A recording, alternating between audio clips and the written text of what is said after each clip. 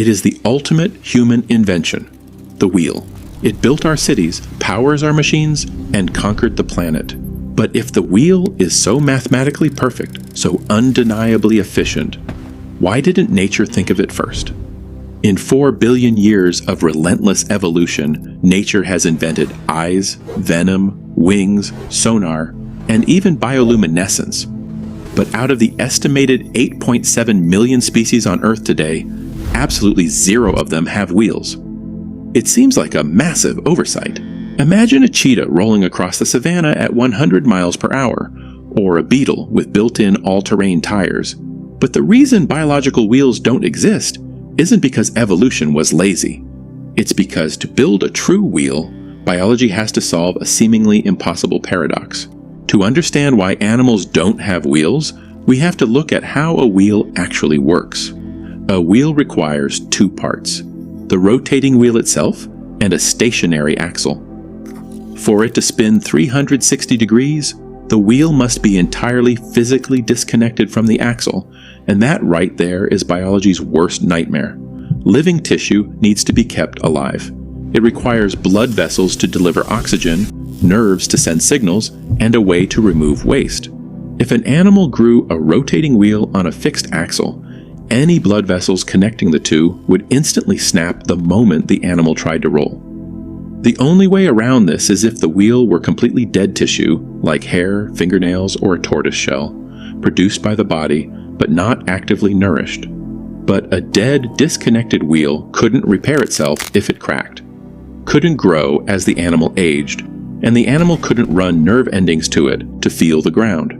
From an anatomical standpoint, a freely rotating joint is a biological dead end. But let's say, hypothetically, an animal somehow evolved a way to transfer nutrients across a spinning gap. Would wheels even be useful? We love wheels because we pave the world for them: asphalt, concrete, and steel rails. But nature doesn't have highways. Wheels are actually terrible in nature. They get bogged down in mud, jammed by rocks, and are nearly useless at climbing vertical obstacles. A wheel can only roll over an object smaller than its own radius. Legs, on the other hand, are the ultimate all-terrain suspension system. They step over obstacles, climb trees, swim, jump, and sidestep. Evolution didn't fail to invent the wheel. It discovered that in the wild, legs are simply better. Nature isn't completely blind to the benefits of rolling.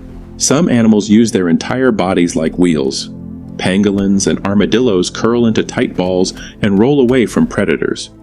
Even more remarkable is the golden wheel spider of the Namib Desert. When threatened, it tucks its legs and cartwheels down sand dunes at astonishing speed to escape danger.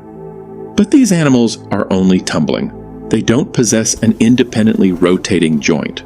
There is, however, one true exception. You just need a microscope to see it. Certain bacteria move using a flagellum, a whip-like tail driven by a genuine biological rotary motor. At its base are a rotor, a stator, and a drive shaft, all built from proteins spinning at extraordinary speeds. Because this motor exists at the microscopic scale, it doesn't require blood vessels or nerves.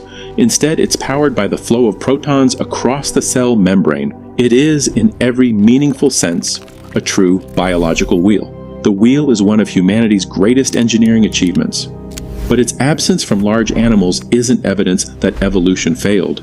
It's proof that engineering and evolution solve problems in fundamentally different ways.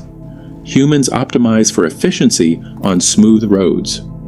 Evolution optimizes for survival in an unpredictable world filled with rocks, mud, cliffs, forests, and uneven ground.